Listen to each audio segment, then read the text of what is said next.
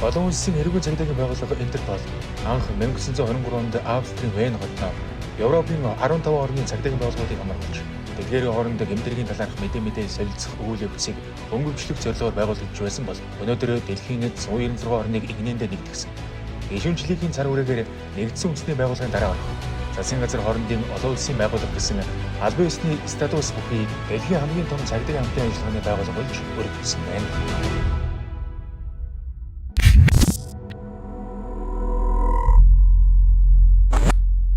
Монгол улсын хувьд 1991 онд Интерполд гишүүнээр элсэж Интерполын үндэсний төв төвчөөг үүсгэн байгуулснаас хойш өнөө хүртэл цаг хугацаанд Интерполын үндэсний төв төвчөө нь хүний нөөц, техник, том төхөөрөмж, алба хаагчдын мэдлэг, мэрэгшил чадвархын хувьд бол байнга өсөн нэмэгдэж бэхжиж хөгжиж ирсэн. Ингээд Интерполын холбогдох дүрм заавар мөн Интерполын үндсэн хуулийн хүрээнд Монгол Улсын Интерполын үндэсний төв төвчөөний ажлын албан нь цагдаагийн ерөнхий газрын шууд удирдлагын доор тусгай статустайгаар үйл ажиллагаагаа хэрэгжүүлж ажилладаг.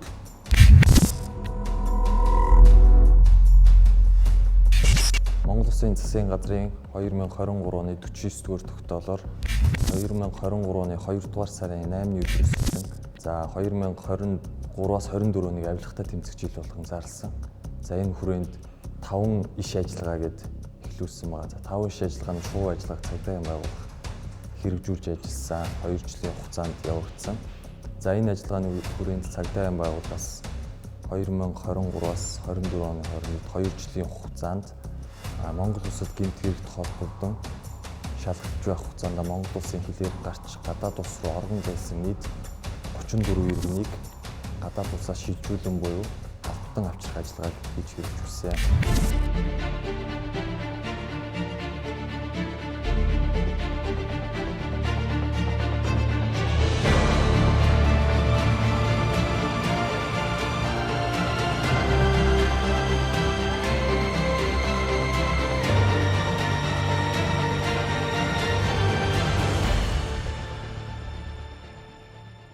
Монгол Улсын эрүүгийн хэрэг хянан шийдвэрлэх тухай хуулийн 12 дүгээр зүйлд 90 сурвалжлах ажиллагааны эрх зүйн зохицуултыг хувьчилсан байдаг.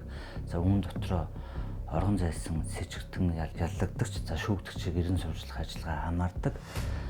За Монгол Улсын засгийн газраас авилгалтай тэмцэх хөтөлбөрийн хүрээнд явуулж буй 5 иш ажиллагааны шувуу ажиллагаа нь за гэмт хэрэгт шалгагдаж байх үедээ гадаад улс руу оргон зайлсан этгээдийг 90 сурвалжлах олж тогтоох, эх оронд нь буцаан авчрах, хуулийн хариуцлага хүлээх зорилготой байдаг.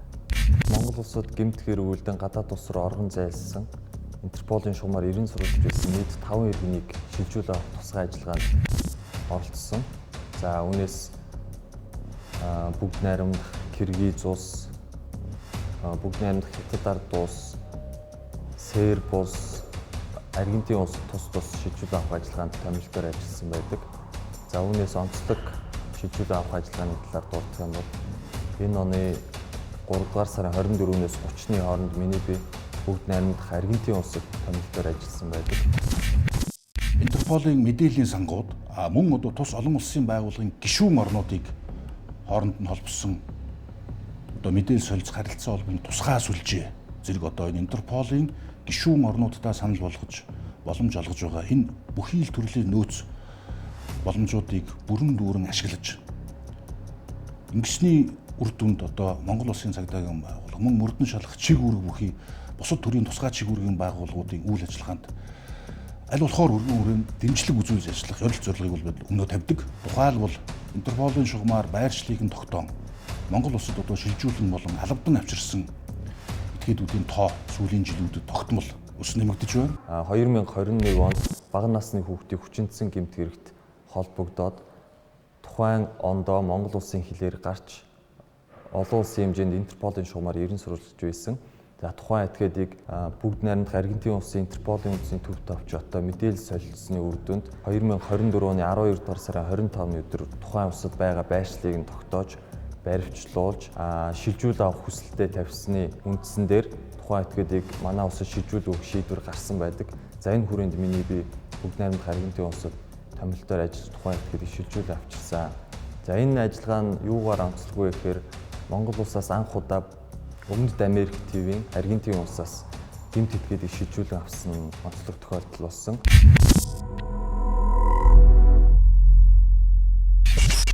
2015 онд Монгол улсын иргэн А бусдад утгалуулж одоо нас урсан нэр гарсан. Энэ хэргийг одоо Монгол улсын иргэн Б-ийн захиалгаар Монгол улсын иргэн Э гүйцэтгсэн болохыг цагдаагийн байгууллага тогтоосон. Энэ хүнийг алах гэмтэрхийг гардан үйлдсэн иргэн Э одоо Оросын холбооны улсын нутаг дэвсгэрээр дамжин оргон зайлж бүгд найрамд хятад ард улсад оргонж өгнө гэсэн мэдээллийг бид нар Интерполын шугамар тогтоож ингээд зохих хүсэлтийг явуулж баримтлуулсан. Түүнийг 2017 онд Монгол улсад шилжүүлж авчирсан. Энэ хэргийг одоо захиалсан иргэн Б мөн одоо Австрали улсад оргинож байгааг мөн Интерполын шугамар тогтоож 2024 онд Австралийн хууль сахиулах байгууллагын албаагчид энэхүү одоо хүнийг алах гэмтрийг үйлдэх захиалгыг өгсөн иргэн Б тусгай үүргийн онгоцоор одоо Монгол улсад албан авчирсан.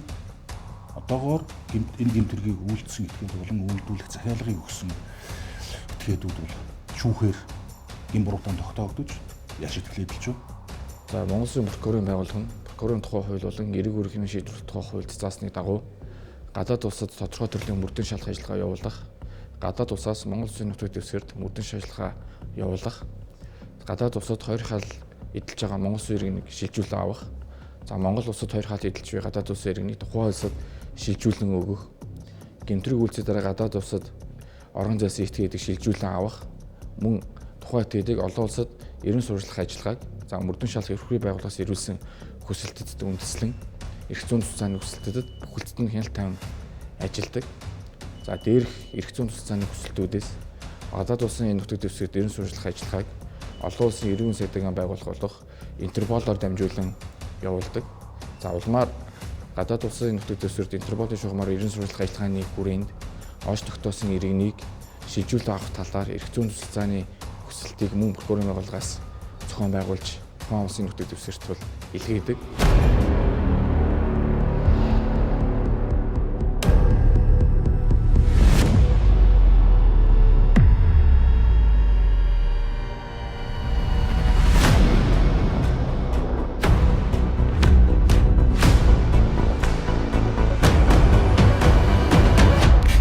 Монгол улсын Интерполын үндэсний төв товчооноос Интерполын шугамар, Интерполын ерөнхий нарийн бичгийн даргын газрын оргил этгээдийг ерөн сурвалжлах ажилд дэмжлэг үзүүлэх алба болон бусад гишүүн орны үндэсний төв товчоодтой мэдээлэл солилцож харилцан ажилласны одоо үр дүнд гадаад улсад орон зайлсан оргил этгээдүүдийн байршил тогтоогддог.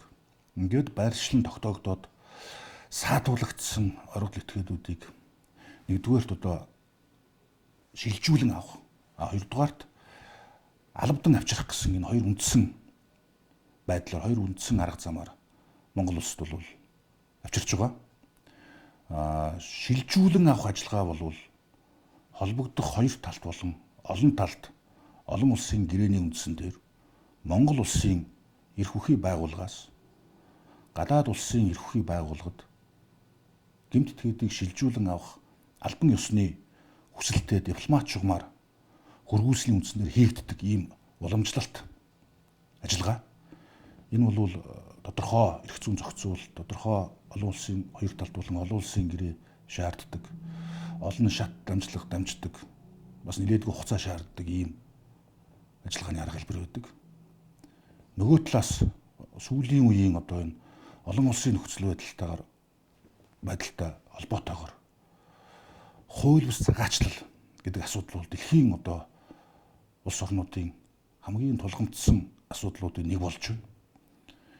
Үүнтэй холбоотойгоор гадаадын цагдаа хууль сахиулах байгууллага бол одоо өөрийнх нь улсад хууль бусаар орногж байгаа гадаадын цагаачд болон одоо гадаадын оргил этгээдүүдийг аль болохоор түргэн хугацаанд өөрийнх нь орны цагаачлалын хууль тогтоомжийг зөрчсөн гэдэг үндслэлээр өөрийнхөө улсаас албадан гаргах, албадан буцаах энэ ажил арга хэмжээг нэлээд бас идэвхтэй хэрэгжүүлж эхлээд байна. Энэхүү шин нөхцөл байдал, шин чиг хандлагыг одоо бид нар мэдэрч энэ шин нөхцөл байдалд үйл ажиллагаагаа уялдуулж, нийцүүлж ажилласны үр дүнд бас тодорхой тооны оргил этгээдийг Монгол улсад албадан одоо авчираад байгаа.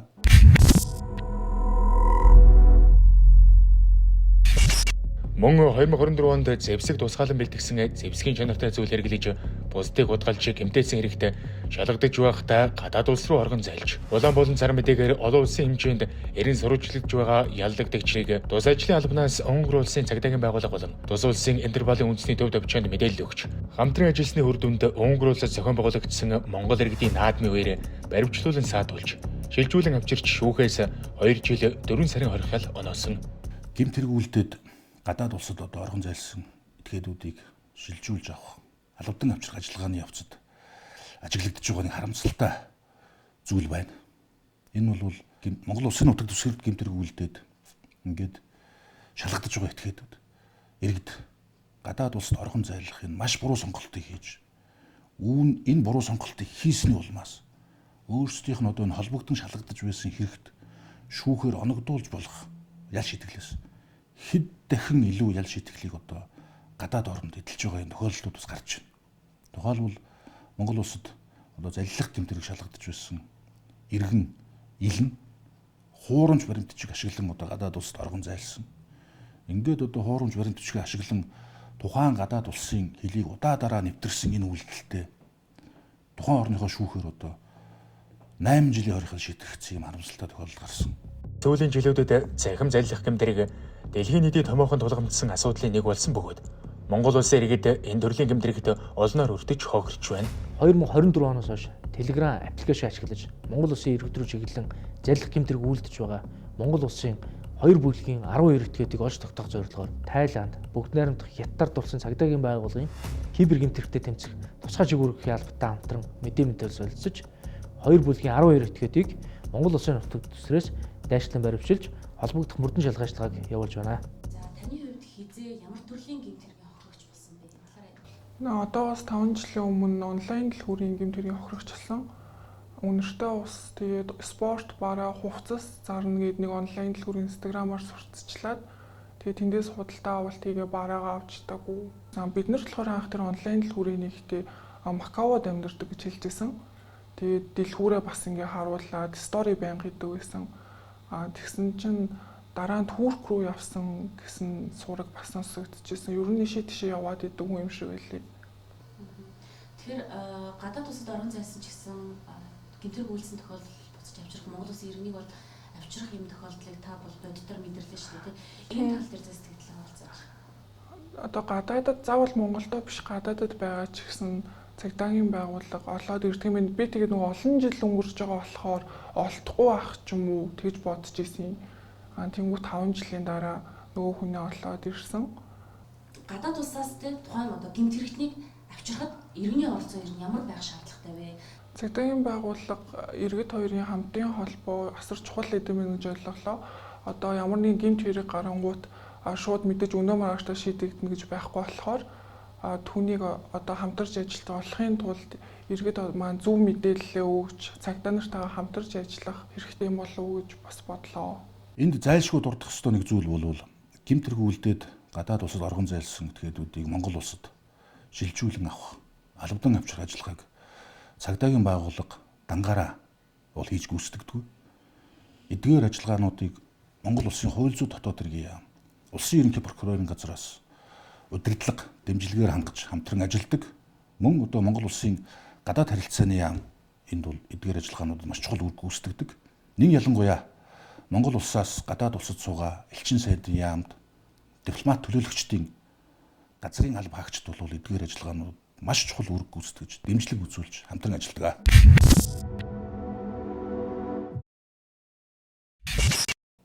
Гэмт хэрэгүүлдэд гадаад улсад оргон зайлсан иргэд өөрсдийн сайн дураар Монгол улсад иргэн ирж цагдаа хууль сэргүүлэх байгууллагуудтай хамтран ажиллаач. Энэ бол таны хувьд хамгийн зөв сонголт шүү гэдгийг одоо анхааруулж сэрэмжлүүлж байна. Гэмтрийг хэл хязгаар үйл харгалзсан өргөжж байгаа өнөө үед Монголын цагдаагийн байгууллага Интерполын хамтын ажиллагаанд идэвхтэй оролцож байна. Гэхдээ зөвхөн цагдаа төрийн байгууллага гэлтгүү эргэн бүрийн оролцоо чухал юм. Хууль дээдлэх ёс, шударга ёс гэдэг бол бидний хамтын үнд зүйл юм.